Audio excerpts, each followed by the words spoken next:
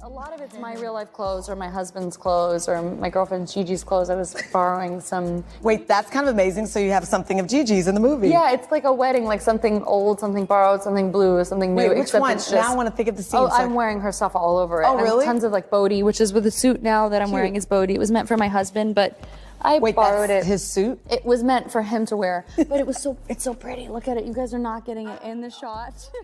Hey everyone, and welcome back to the channel. It's hard to imagine how a woman once admired for her fashion sense and bright smile could find herself in the middle of a scandal that grows darker each day. But that's exactly what's happening to Blake Lively. Today, we're dissecting the unraveling of Blake Lively's reputation. What started as a seemingly minor disagreement has exploded into a full-blown controversy, filled with leaked messages, receipts, and accusations. Let's dive in. Last night we went in and, the White House looked beautiful. It was spectacular. And I was looking for some Fox News colleagues because this is for broadcast news. He was, after I gave birth, he was like, oh my gosh, if I lost you and I, went to the park with our 3 kids, think of the ladies I can. This is a horrible thing to say. We always tease each other. The seeds of this controversy were planted long ago, but most people only caught on during the promotion of her film with Justin Baldoni. Instead of lighthearted banter, Blake's interviews came across as dismissive and condescending. She'd pivot to her personal brand or make flippant jokes that didn't quite land. Fans started digging up older interviews, wondering if something had changed or if they'd missed warning signs all along. It's based on a beautiful, really important book, and it's about a young woman named Lily who confronts the generational cycles in her life and breaks them and ends the circle. Mm-hmm. And I hope people find it inspiring, and yet also, it's a film about a heavy topic. It's about domestic violence. And find my way back to center. That is one thing I can assure you of. And I'm sorry I made you feel that way. That must have felt terrible. And I will for sure do better. That was not my best weekend, and I should have given it more time. And damn right, you got great friends if that's how you felt and they knew that. And we should all have friends like that, aside from the fact that they're 2 of the most creative people on the planet. The 3 of you guys together is unbelievable. Talk about energy and just to force all 3 of you. But I just wanted you to know that I didn't need that, because it's really good and it's going to make the movie sing like you said, and I'm excited to go through the whole movie with you. I'm just excited to spend time with you. I'm excited to be in your sphere and your presence, and for us to share creative juices together, although that sounds terrible. I think you and I have been trying to build a relationship, which I think we've done successfully. Here we are. The Blame Game, accusations against Justin Baldoni. Host, rather than accept criticism, Blake insisted Justin Baldoni and his team were smearing her. They'd planted stories framing her as rude or overbearing. This escalated, culminating in a New York Times piece that painted Justin as a manipulative figure overshadowing her on set. But that Times article raised eyebrows. We always tease each other. He was, after I gave birth, he was like, oh my gosh, if I lost you and I, went to the park with our 3 kids, think of the ladies I can. This is a horrible thing to say. And he's like, I've got a long list. And I was like, oh, really? Because I just have 1 on my list. I didn't have anyone on my list. And then it wasn't funny anymore. No, it's so much more of a burn. He's like, wait, who? And I was like, okay, think of someone. Think of someone. Bob Newhart, I don't know. Talking like this, me into my phone at 2 a.m, but largely via text and voice note. And I will be honest with you, that is not my biggest strength. I love being with people and being in somebody's space and being face to face, and I feel like that's where I excel, and definitely fallen short at times in our text and voice note exchanges, because there's so much to communicate and there's so much happening. And all that to say, I'm just really looking forward to spending time together.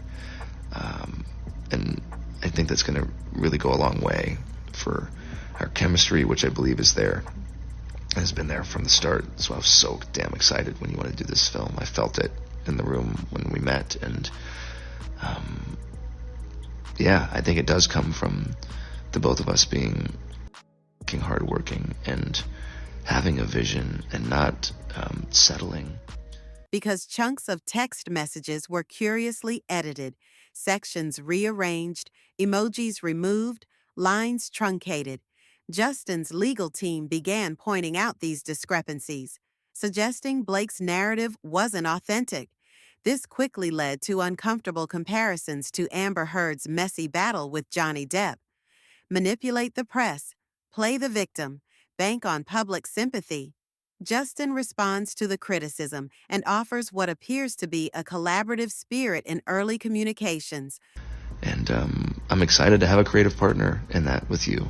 And it's just really exciting. There's so much more to say. There's so much I want to say.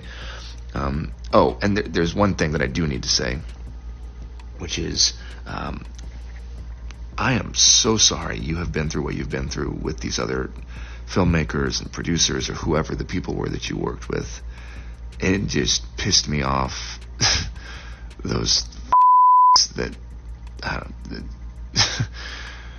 I'm just still kind of blown away that this is the industry that we're in and that you've experienced that as a woman. And I know I don't need to say it, but that's not at all going to be or will be, and hopefully it's not been the experience with me. There's nothing more exciting to me like that I get to work with Blake Lively and have her, all of her. I mean, that's what I want. And so there's been no hesitancy with me sending you the final draft file. I am totally fine with that. The only reason I didn't send it today was because I was trying to implement and add your notes into my working draft, which is already like I'm all over that draft right now. So there's a whole bunch of new stars that are going to be collated pages. And I just haven't had a chance to send it to you. The chatter went beyond just covering up rude behavior. It hinted that Blake wanted more control, not just over her image, but possibly the entire film itself. She supposedly tried to commandeer the editing process, demanded rewrites, and even roped in her husband, Ryan Reynolds, and good friend Taylor Swift to bolster her influence. I for sure fell short, and you worked really hard on that, and the way you framed it, and how that made you feel. I just want to say thank you for sharing that with me. That takes a lot of trust and vulnerability, and I feel really grateful that you feel safe enough to tell me that that's how you feel and share that with me. And I'm really sorry.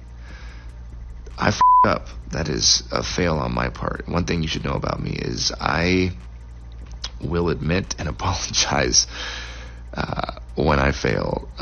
I am far from perfect. I'm a very flawed man, as my wife will attest.